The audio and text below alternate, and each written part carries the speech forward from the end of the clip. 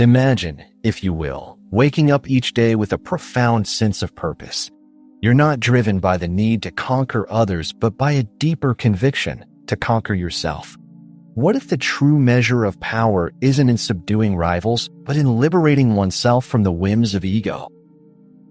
Marcus Aurelius once pondered, "You have power over your mind, not outside events. Realize this, and you will find strength." But how often do we chase shadows, seeking control of the uncontrollable, investing energy in the chaos of external affairs? Perhaps the most profound power lies in the mastery of the self.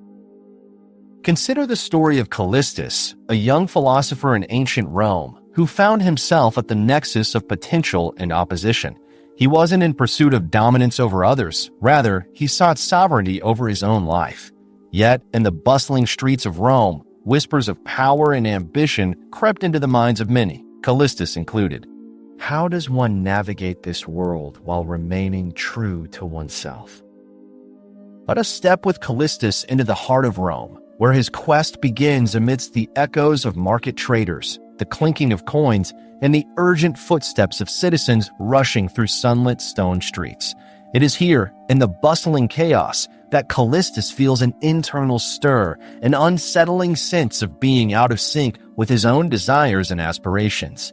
Are these ambitions truly his own, or the echoes of societal expectations?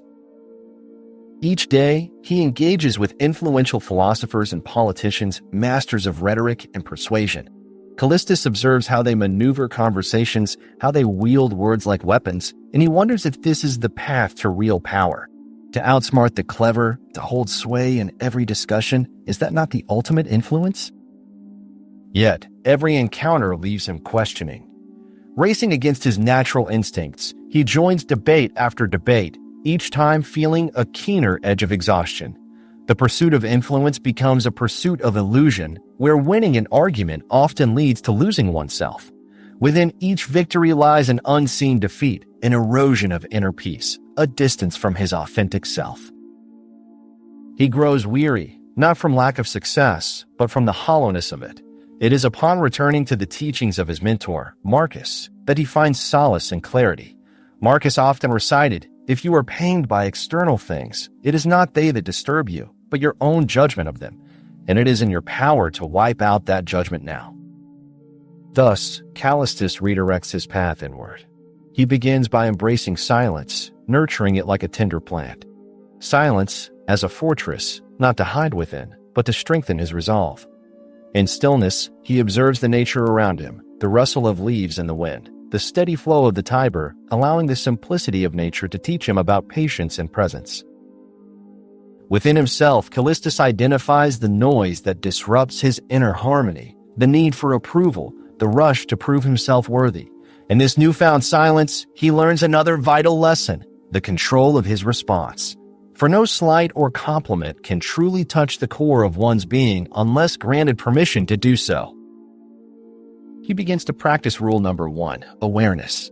To be awake to the world, watching events unfurl before him without being caught in their tide. There is power in discernment where knowledge becomes a shield rather than a weapon. Rule number 2, acceptance. Accept both the beautiful and the brutal without surrendering one's peace. This is not apathy, but the practice of amor fati, loving one's fate, each and every part. The marketplace, once filled with the clamor for influence, becomes a classroom for Callistus. He watches as merchants haggle not only over goods but over perceived power. His third realization crystallizes power's perception is often its greatest illusion. True power is subtle, a quiet assurance that needs no audience. As his journey continues, he embraces courage, not as an act of valor and confrontation, but as the fortitude to remain true to oneself. This courage takes form in small acts, refusing to engage in trivial disputes, allowing others their space to express without his interruption, choosing the long gaze over the urgent glance. In practicing patience, he discovers his ability to control his narratives. The stories others tell might cast shadows on his path, but they cannot alter his chosen journey. He becomes the arbiter of his own story. Patience, thus, reveals itself as a virtue when faced with temptation and misfortune alike. There are days of doubt where murmurs of past ambitions attempt to resurface.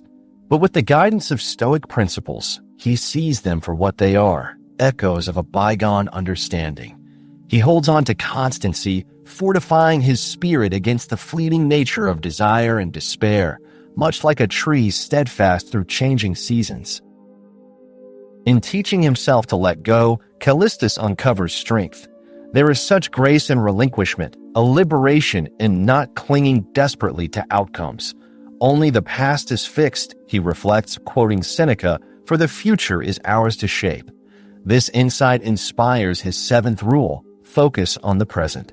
For the present moment, lived fully, is often the greatest reservoir of power. Here, a turning point emerges. Callistus realizes that in mastering oneself, he has inadvertently gained what he never truly pursued, the respect and admiration of those around him. These were not earned through cunning or conquest, but through his silent, authentic presence and unwavering integrity. As we witness Callistus evolve from within, we understand the essence of Stoic wisdom. Power flows from principle, from a steadfast heart, and from the mastery of one's emotions. His life illustrates not the absence of struggle, but the triumph over it through inner alignment. The journey brings him not to a throne or a pedestal, but rather to a simple, profound place, contentment. It's a quiet place, much like the serene countryside beyond Rome, where the air is crisp and the horizon endless. It's here, amidst the simplicity of his surroundings, that Callistus feels the truest embrace of his power, not power over others, but the power over self. Not the external honor, but internal harmony. And so we return to the notion that to outsmart others is trivial beside the profound challenge of outsmarting oneself. By cultivating inner discipline and embracing the philosophy of Stoicism, Callistus teaches us the 21st rule of absolute power. In mastering the self, we master the art of being, freely and truly. In the end, we are left with a question first posed by Marcus, and now echoed in our own hearts. In what ways could your life change if you began cultivating power from within?